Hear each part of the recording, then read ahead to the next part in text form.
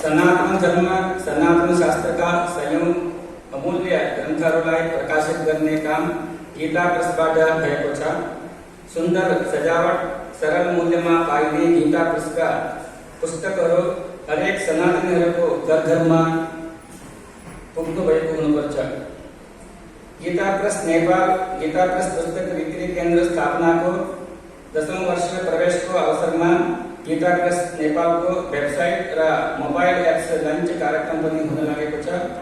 अब पुस्तक प्रकाशन मात्र होइन, आधुनिक र समय सापेक्ष आवश्यकता अनुसारको वेबसाइट र मोबाइल एप्स मार्फत पनि गीता प्रेसबाट प्रकाशित पुस्तक र अध्यात्म जागरण ज्ञानका सामग्रीहरू हेर्न सकिनेछ। पछिल्लो समय पुस्तक पढ्ने अभ्यास विस्तारित हुँदै पुस्तक पनि मोबाइलबाट प्राप्त हुने एप्स मार्फत पढ्ने पाठकहरू बढी हुन थालेका हुन्। गीता प्रेसले पनि समय अनुसार आफूलाई प्रविधि समय सापेक्ष शैलीमा हाम्रा अध्यात्म ज्ञानहरूलाई जनजनसम्म पुर्याउने अभियान नै वेबसाइट र एप्स मार्फत हो भन्ने ठानेको छु। गीता प्रेसले आयोजना गर्ने समारोहमा उपस्थित हुँदा हृदयदेखि हर्षित भएको महसुस गरेको छु। आयोजक परिवारले सधैँ सम्झना गर्नुहुन्छ। समारोहमा आउँदा विघ्नहरूको कुरा सुन्न पाउँदा यो अवसर प्रदान गर्नुहुने गीता प्रेस परिवारका सदस्यहरू सबैलाई धन्यवाद व्यक्त गर्न चाहन्छु। संस्कृत, हिन्दी र नेपाली भाषामा हाम्रा सनातन शास्त्रीय ग्रन्थहरूलाई जनजनहरूको घर घरसम्म पुर्याउने काम यहाँहरूबाट भएकै छ। गीता प्रेस भारत र गीता प्रेस नेपालले गरेको योगदानको कुनै व्याख्या र मूल्याङ्कन गरेर गर्न सकिँदैन। यो हाम्रो सनातनको कर्म हो। गीता प्रेसबाट प्रकाशित सयौं पुस्तकहरूमध्ये सरल गीता नेपाली अनुवाद पुस्तक निकै सरल भाषामा श्रीमद् भगवत गीताको व्याख्या गरिएको छ। संसारका सबैभन्दा धेरै भाषामा अनुवाद भएको श्रीमद् भगवत गीता पुस्तकलाई सनातनीको घर घरमा पढ्ने र पढाउने अभियान चलाइराख्नु पर्दछ।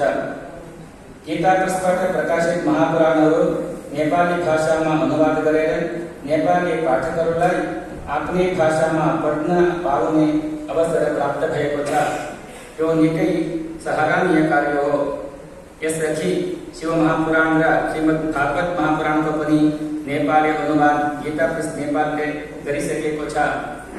शिक्षा आर्जन र दान मार्फत ज्ञान प्राप्त गर्न पाउनु हामी सबैको मौलिक अधिकार हो। हामीले आर्जन गर्ने कुनै पनि विषय र शिक्षामा हाम्रो संस्कृति, परम्परा र सभ्यता जोड्नु पर्दछ।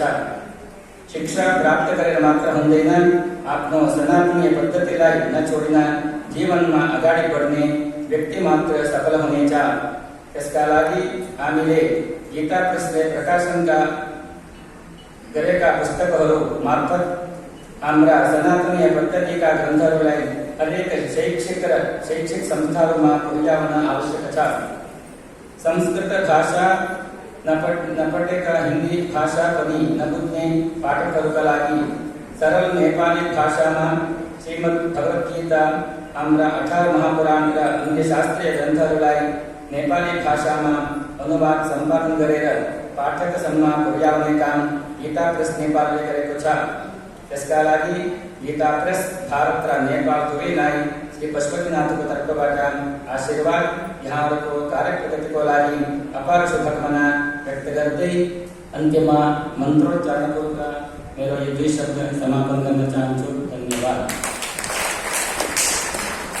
ओम सहस्राक्षेण शतशारदेन शतायुषा हविषाहार्षणीनं शतं यथेमं शरदो न यातीन्द्रो विश्वस्य दुरितस्य पारम् शतङ्गी इव शरदो वर्धमानः शतं हेमन्तान् शतं वसन्तान् शतमिन्द्राग्निः सविता बृहस्पतिः शतायुषा हविषेमं पुदर्दुः नभो नभो भवति जायमानोऽन्धान् केतुरुषसा नित्यग्रम् धाकं देवेभ्यो विदधात्याजन् प्रचन्द्रमा स्थिरते दीर्घमायुः श्रीवर्चस्वमायुष्यमारोग्यमाविधाच्छोभमानं महीयते धनं धान्यं पशुं बहुपुत्रलाभं शतसंवत्सरं दीर्घमायुः ऋणरोगादिदारिद्र्यपापक्षुतपमृत्यवः भयशोकमनस्तापाः नश्यन्तु मम सर्वदा सर्वे जनाः सुखिनो भवन्तु समस्तसन्मङ्गलानि भवन्तु।